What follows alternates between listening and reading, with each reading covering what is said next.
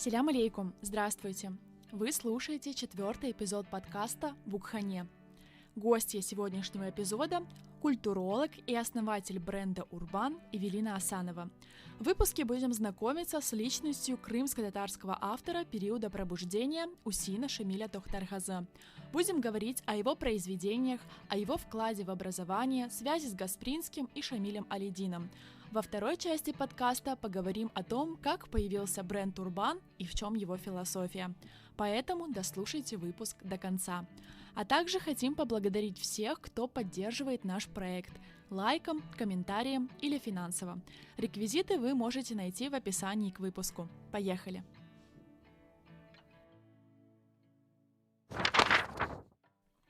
Эвелина, селям алейкум, хош келдіңіз. Расскажи, пожалуйста, немного о себе. Алейкум селям себе. Меня зовут Асанова Эвелина, я культуролог. Последние несколько лет занимаюсь брендом «Урбан» и блогом «Газета».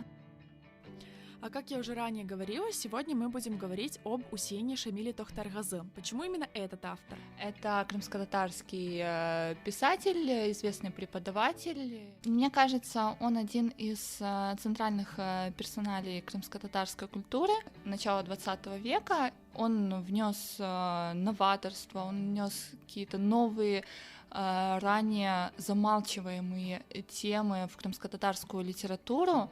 Мне кажется, что даже можно отметить его вклад в крымско-татарский именно язык, потому что часто, читая его поэзию, например, я отмечаю, что его сочетание слов, как он говорит, он не старается говорить просто, но он использует эти слова, которые объясняют очень сложные процессы и доносят до слушателя.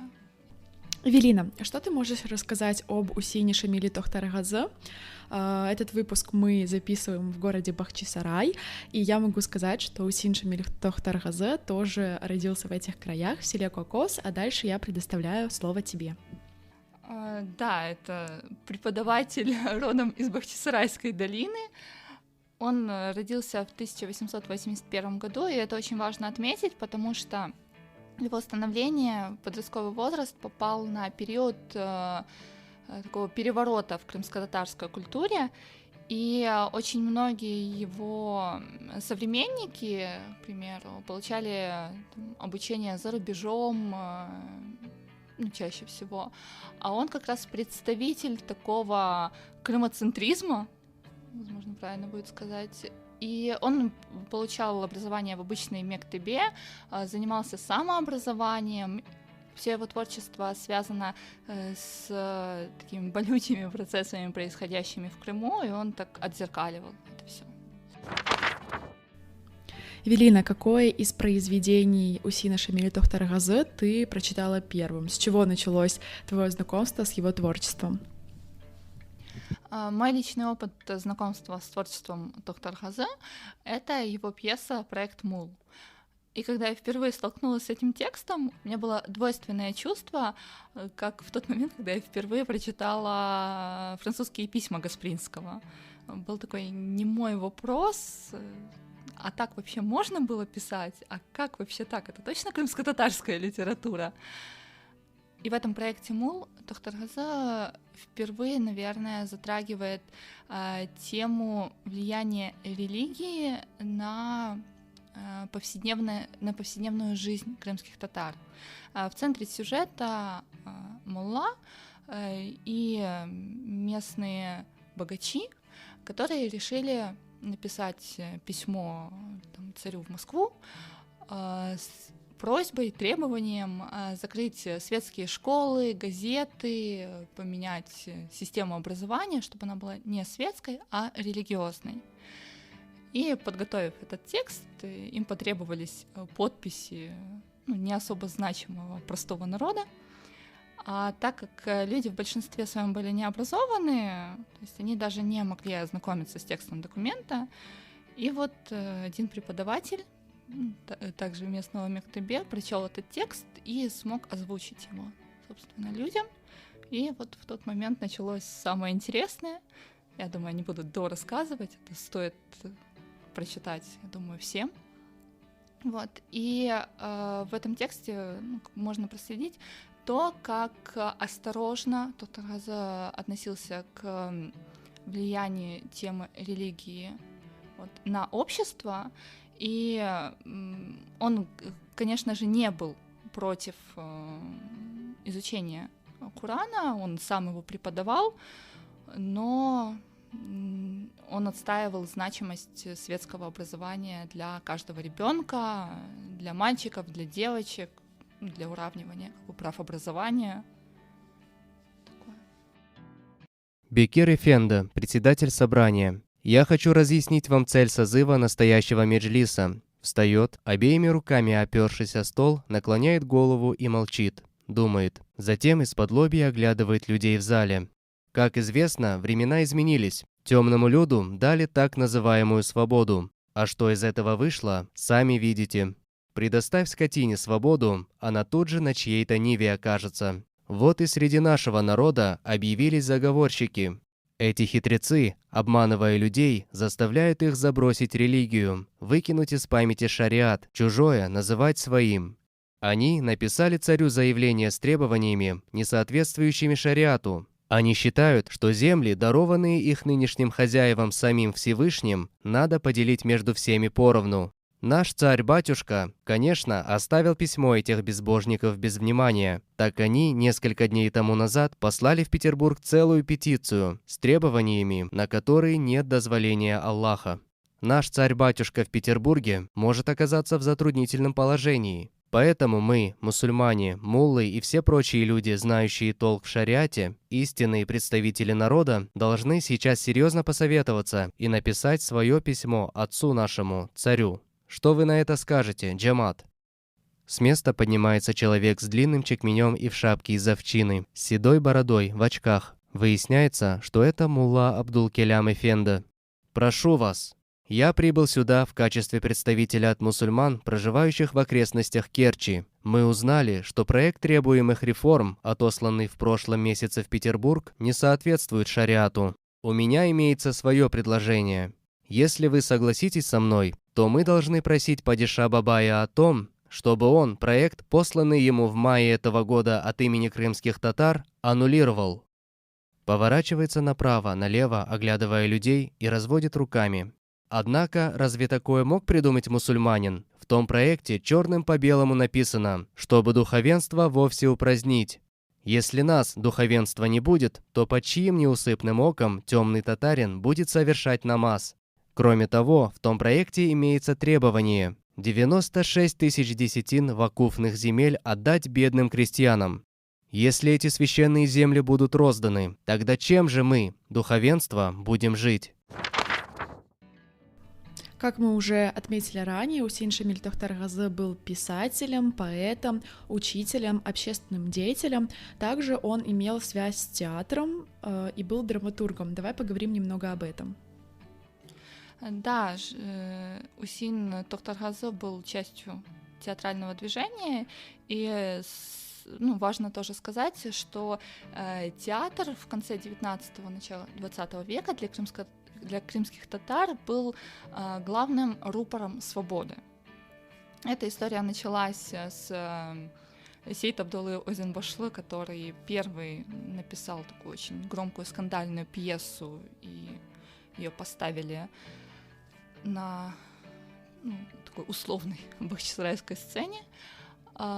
И вторым таким громким заявлением был проект «Мул» Тохтаргазы. Это также пьеса, поставленная, если не ошибаюсь, тоже в Бахчисарайском театре.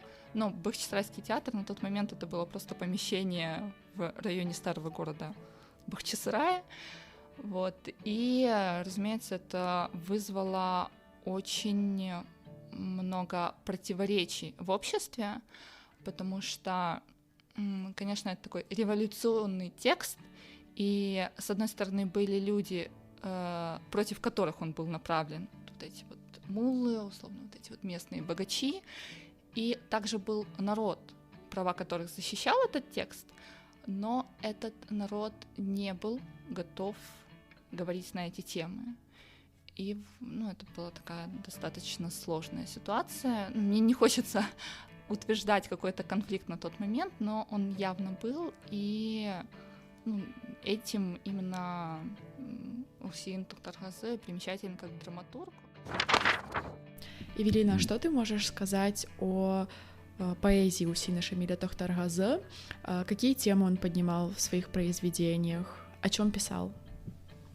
В поэзии Тохтархазы, мне кажется, важно отметить именно его язык крымско-татарский, который он использовал, но я не филолог и не берусь что-то утверждать.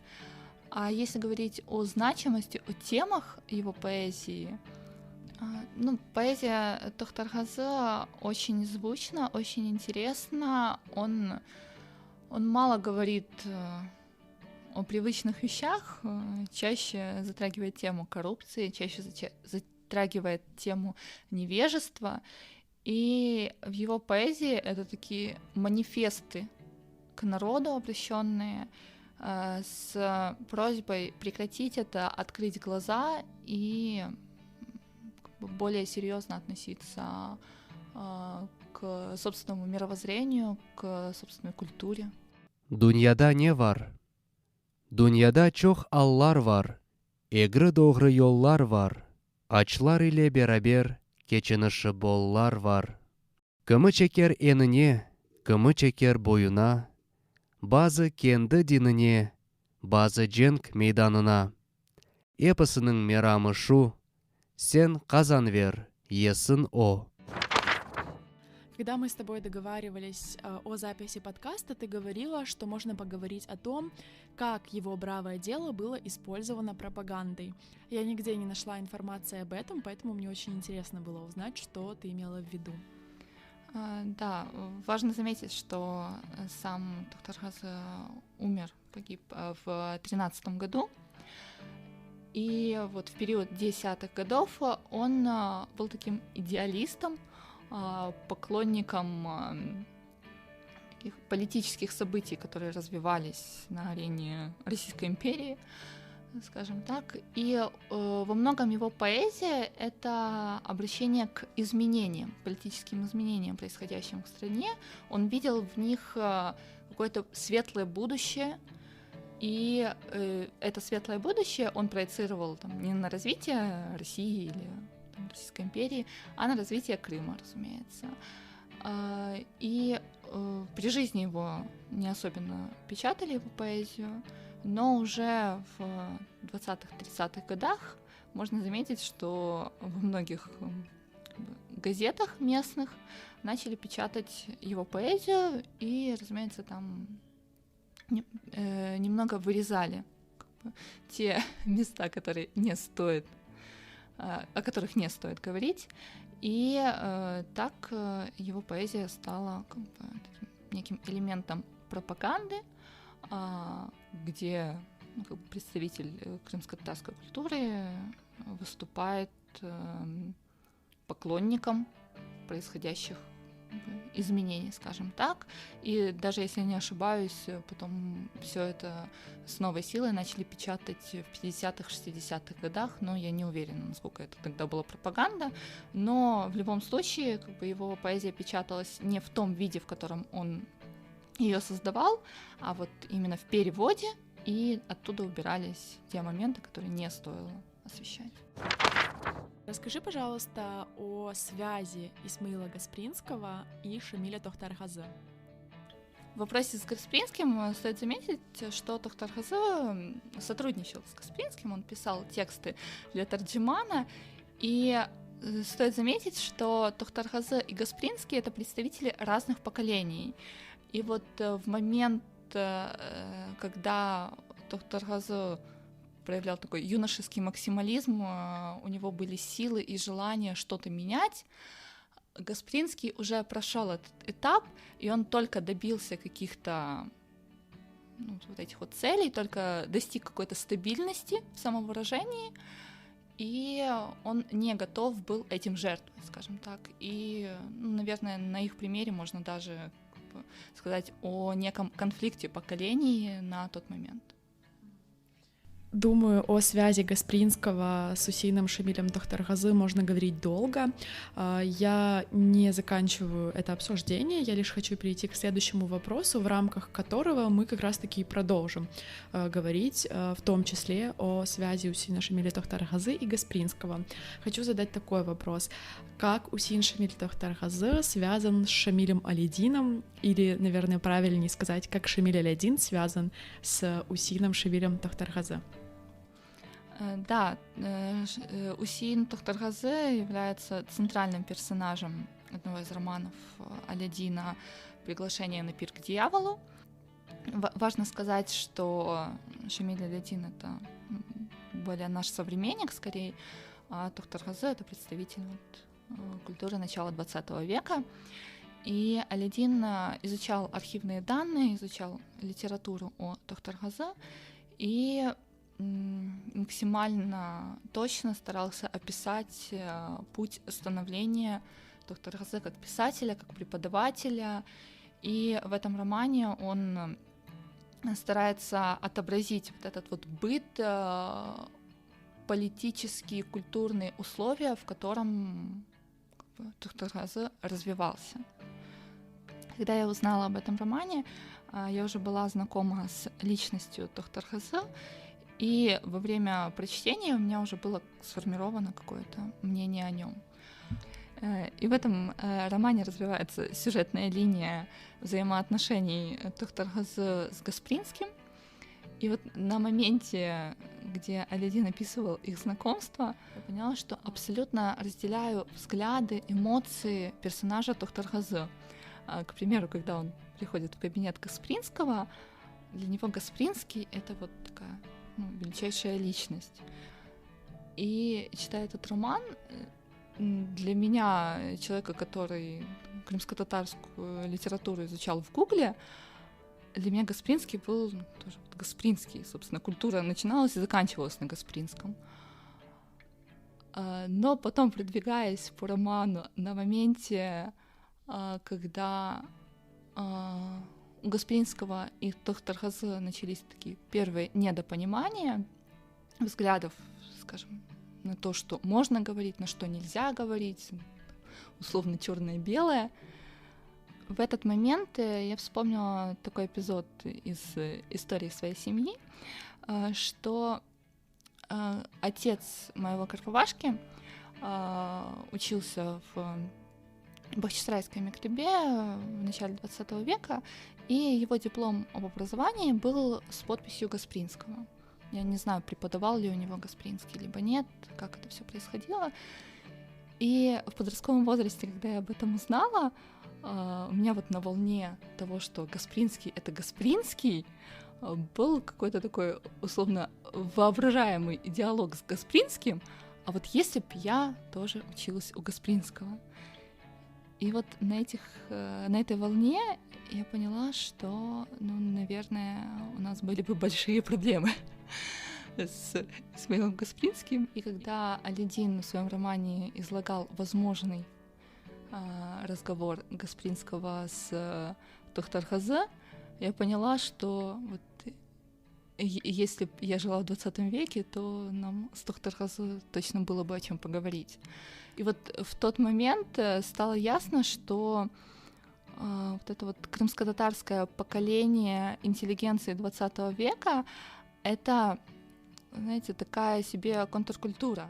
Давайте сейчас зачитаем фрагмент из произведения Шамиля Алидина «Приглашение на пир к дьяволу», где состоялся диалог между Усейном Шамилем Тохтаргазы и Исмаилом Гаспринским. Гаспринский резко спросил: «Что это означает, Усейн Эфенди? Камень, брошенный с завязанными глазами, не правда ли? А вот еще». Он снова повел пальцем по странице. «Богатый хозяин растит свое пузо. Работник стенает от тяжкого груза. И выхода нету из этого круга. Мир болен, врачи не спасут от недуга. Но если не в силах помочь доктора, самим нам за дело приняться пора». Раздраженно бросив тетрадь на стол, Исмаил Эфенди порывисто встал. «Нет, Усейн Ходжа, такие стихи напечатать в своей газете я не могу». «Какие, муаллим?» «Написанные без учета времени и обстоятельств, в которых мы живем», — ответил Гаспринский. «Вы сами это прекрасно понимаете». «Да, но я понимаю и другое. Белое следует называть белым, а черное — черным», — ответил Усейно-Джа. «Несомненно», — подхватил Исмаил Гаспринский, кивком головы выражая свое согласие. «Да, вы правы. У каждой вещи и у каждого явления есть свое название и назначение. Вам, наверное, известно, что Абдурешит Эфенда как раз и попытался все сущее на земле называть своими именами. Черное — черным, белое — белым. Да-да, но вы обратите внимание». Издатель подошел к высокому шкафу и, приподнявшись на цыпочках, достал с верхней полки первый номер газеты «Ветан Хадима». Резкими движениями, рискуя порвать, развернул и прочел некоторые строки из передовицы. «События и явления, какими бы они ни были горькими и неприятными, мы будем показывать такими, какие они есть на самом деле. Не будем называть пожар иллюминацией, предательство великодушием и добротой, ворону соловьем, развалины благоустройством. Правду будем называть правдой, ложь ложью. Это наш долг и девиз. Все дела, хорошие или плохие, которые совершаются именем народа и для народа, мы не будем изображать шиворот на выворот в угоду господам и беям, ради благочестия и набожности шейхов и суфий». Исмаил Эфенда прервал чтение, положил газету обратно на полку и продолжил. «Да, Медиев горячо взялся за дело. А скажите, пожалуйста, сколько времени просуществовал Ветан Хадима?» «2 года», — ответил доктор Газы, «но с честью и совестью». «Терджиман живет уже 27 лет», — запальчиво воскликнул Исмаил Эфенда. «И, по-вашему, она живет без чести и совести? Что вы видели на ее страницах, что противоречило бы интересам народа?» Упоминание о Ветан Хадима сильно взволновало молодого автора, так как в ее рождении и дальнейшей деятельности Усейно-Джа тоже принимал активное участие. В свое время закрытие ее он воспринял как удар ножом в самое сердце, и рана эта еще свежа, кровоточит. Молодежь связывала большие надежды с открытием этой газеты.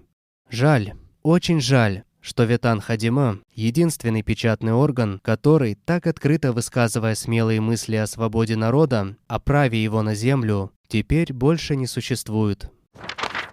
От доктора Газе еще очень важно сказать то, что он не просто занимался просвещением, и он активно участвовал в общественной деятельности. Например, главный такой общеизвестный факт о нем, то, что он был инициатором построения целой школы в конкретной деревне, где-то в Феодосии. Он стоял у истоков газеты, название которую Айвазов издавал в Крыму. И он был один из самых активных людей во всей этой тусовке крымско-татарской интеллигенции прошлого века. Мы приступаем ко второй части нашего эпизода, в котором мы поговорим, Эвелина, уже о твоем творчестве, о твоей деятельности. И, конечно же, я имею в виду проект Урбан, бренд Урбан. Знаете, от доктора Газы было легче разговаривать. Эвелина, расскажи, пожалуйста, как и когда был создан бренд Урбан и какова философия этого проекта? Бренд Урбан был создан в середине 2019 года. А в начале этого года я, ранее не проживающая в Крыму, приехала в Крым, и у меня был такой академ в полгода после окончания магистратуры, когда я думала, чем я буду заниматься дальше. И вот, вернувшись в Крым, имея свободные полгода, я очень много времени проводила со своим рахметли Карпавашкой Айдаром Асановым. Мы очень много разговаривали о культуре, о литературе.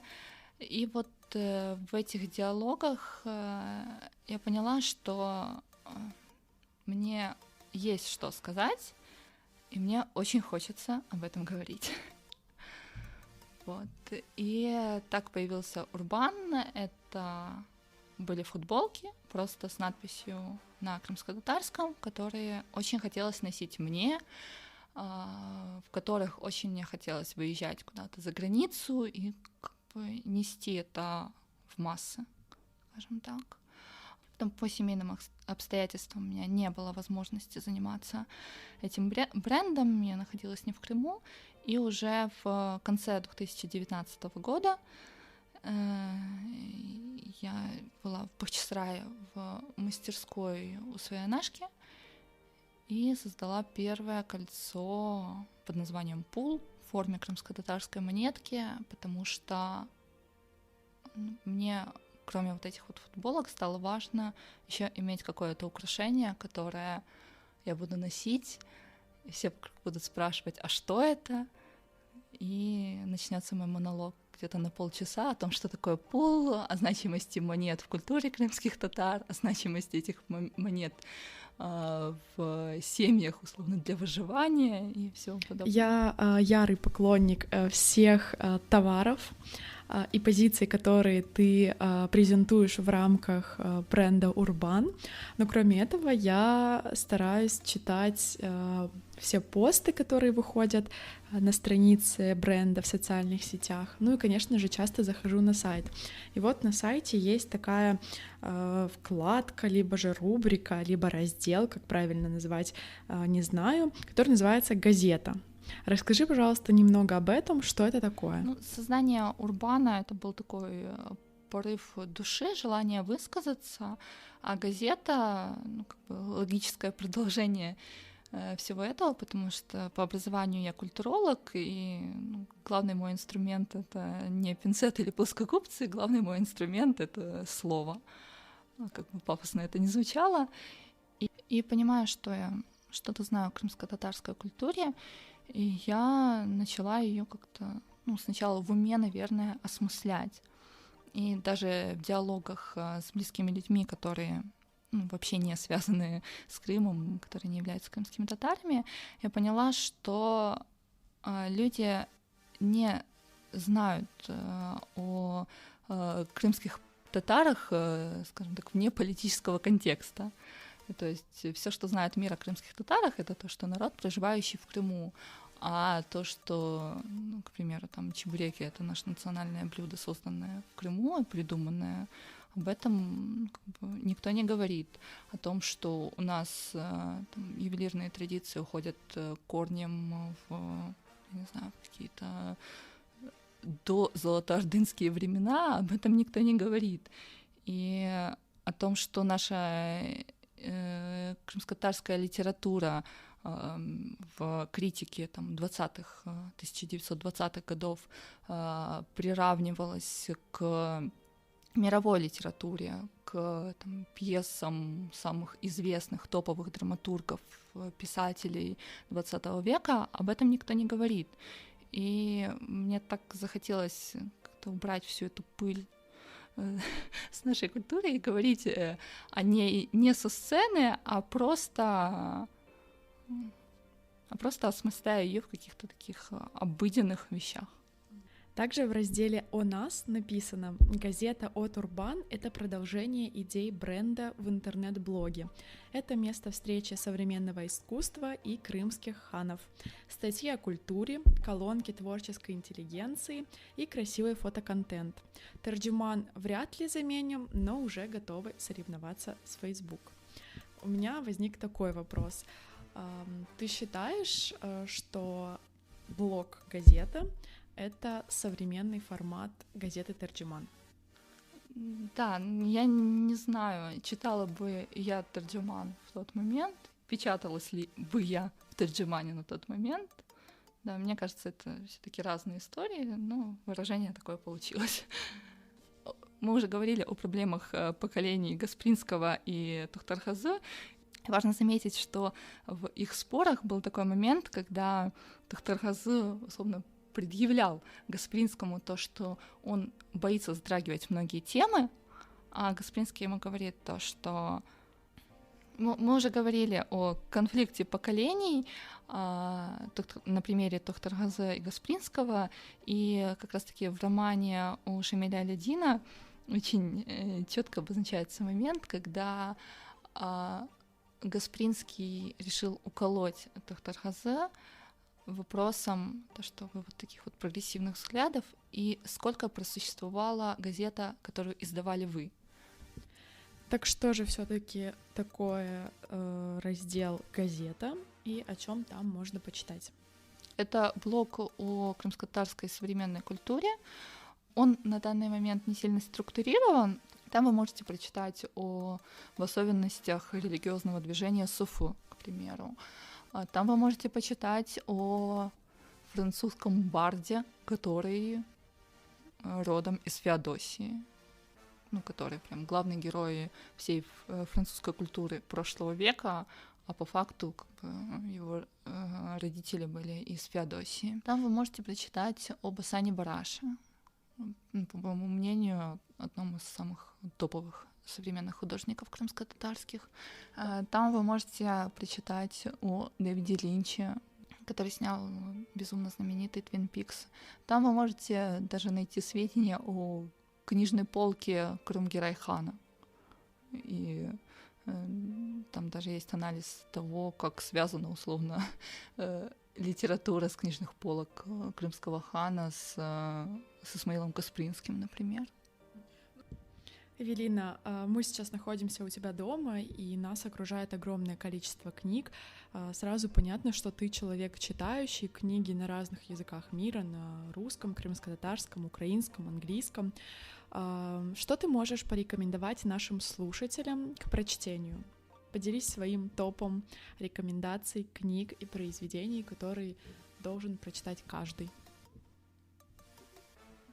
Сложно как-то так сформировать топ рекомендаций сразу. В первую очередь, что я рекомендую всем и всегда, когда касается дела крымско-татарской культуры, это Алексей Говоронский «Повелители двух материков».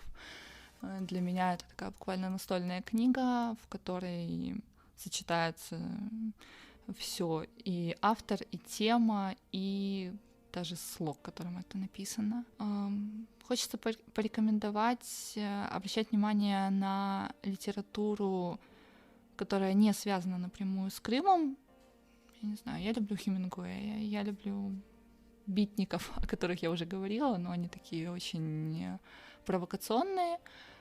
Но даже знакомясь с этой литературой, обращаясь потом к крымско-татарской, вы найдете вот эти вот точки соприкосновения и поймете, что крымско-татарская культура, она все-таки очень такая долгоиграющая в мировом контексте, а не локальная. Вы слушали подкаст о крымско-татарской литературе «Букхане». Я его ведущая, Себия Асанова. Ставляйте лайки, пишите комментарии, делитесь с друзьями, а также пишите нам в личные сообщения, о ком из крымско-татарских авторов вы хотели бы услышать в ближайших выпусках. Корышкенджи!